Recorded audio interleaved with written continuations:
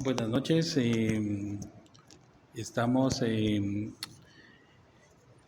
grabando lo que es este video, donde vamos a exponer y a dar nuestros puntos referentes sobre los manuscritos económicos y filosóficos de Karl Marx, que estos fueron estructurados en 1844 por Marx.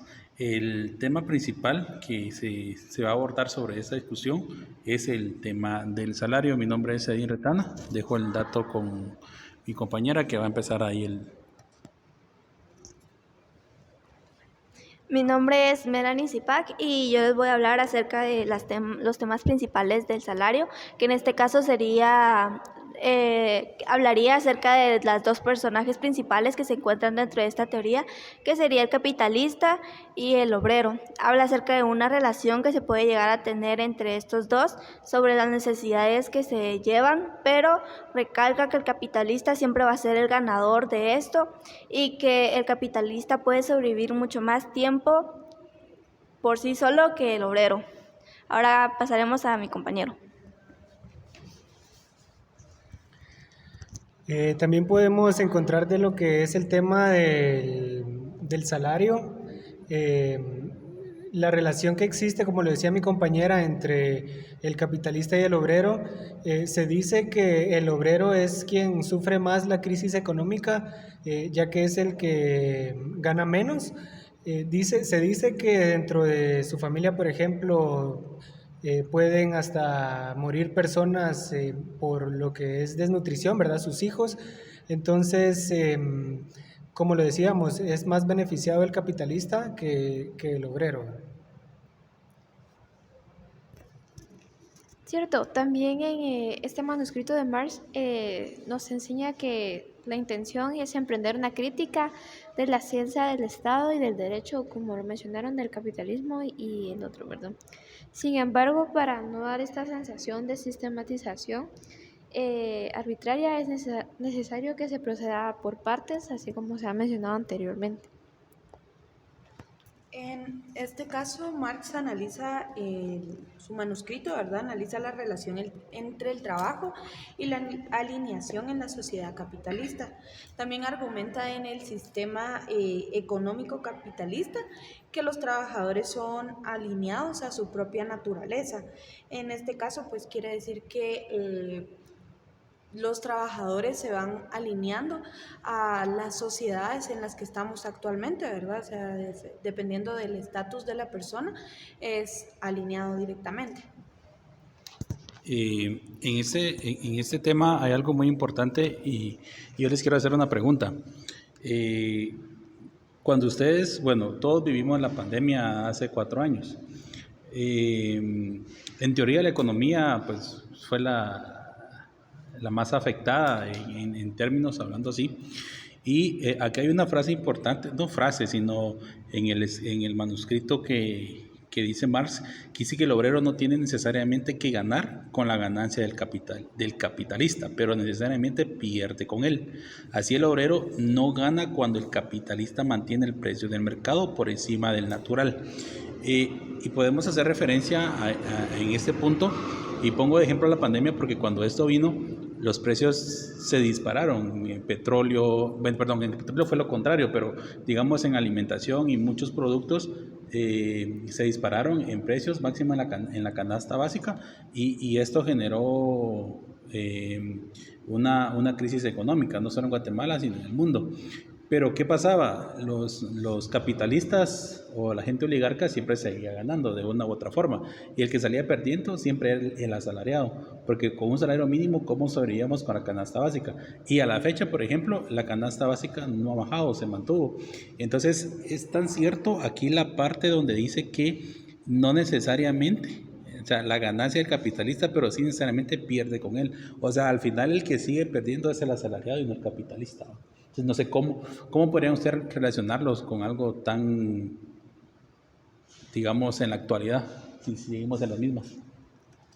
Pues con respecto a esto, siento que siguen habiendo esta clase como de injusticias donde el capitalista es el que sigue ganando, pues se puede ver el aumento como que muy alto de los pasajes. Digamos un ejemplo que vivo día a día, que sería el autobús, que pasó de valer un quetzal o dos, dependiendo de hacia dónde se dirigía uno, el transporte a pasar a 5 quetzales diarios. Entonces el aumento fue exagerado y se puede ver ahí también el hecho donde se recalca que el capitalista sigue ganando con esto, mientras que el obrero baja o va perdiendo ante estas situaciones que se van dando. La comida, como comentó mi compañero Edín, que subieron demasiado los precios y se han mantenido hasta ese entonces y no ha bajado, y es rara la vez que se pueda encontrar productos de alimentos, ya sea verduras, frutas, en buen estado y con un precio razonable a comparación a como estaba en el pasado. También se puede ver aquí la injusticia que pasan muchas personas, que fue durante la pandemia, principalmente recalcando los puntos que me ha estado dando mi compañero Edín, el hecho de que muchos se quedaron sin trabajo por el tipo de empleo que ejecutaban. Entonces siento que esto afectó en gran medida no solo a Guatemala, y afectó en gran medida a todos aquellos que eran partes de este sistema de empleador, bueno, de capitalista y obrero. Bueno, y en sí también, en relación a tu pregunta, por ejemplo, en un apartado del libro también decía que el obrero se vuelve como un producto en sí. Entonces, básicamente, en estos tiempos nosotros nos tenemos que vender como trabajadores para poder tener valga la redundancia, un buen trabajo y podernos desempeñar bien en él, ¿verdad? Porque si no lo realizamos como es y si no nos dedicamos, pues lastimosamente tendemos a perder, ¿verdad? Sí, es muy cierto lo que ustedes han dicho, porque después de la pandemia ha ido incrementando los precios de absolutamente todas las cosas, lo que es comida, transporte, como han mencionado anteriormente, y realmente los salarios más bien se han ido devaluando y no han ido pues incrementando así como van los precios. Por eso es que todo ha sido como muy difícil con lo que es la economía. Sí, y en este caso es que lo que Marx trata de decir o quiere hacer que nosotros analicemos es que nos sintamos incómodos tras ese fundamento capitalista, y que pues podamos crear como que nuestras propias empresas, o que podamos nosotros salir de nuestra pobreza, si lo queremos ver así, de solo tener ese salario mínimo o base para poder seguir aumentando el dinero de una persona que ya lo tiene todo, para que en este caso pues uno pueda ser un poco más feliz. Es algo de lo que trata el libro de Marx. Pues tomando en cuenta esto que acaba de mencionar mi compañera, que es algo que menciona el filósofo, se puede ver que hasta cierto punto se sigue regresando al punto inicial, que sería un capitalista y un obrero, pero esta vez cambiaría de capitalista. Entonces es un círculo en el cual se repite numerosas veces dentro de la sociedad, y tal vez es algo que ya no se puede cambiar o hasta cierto punto tiene límites. Incluso tenemos hasta, por ejemplo, hablando sobre esto, ¿verdad?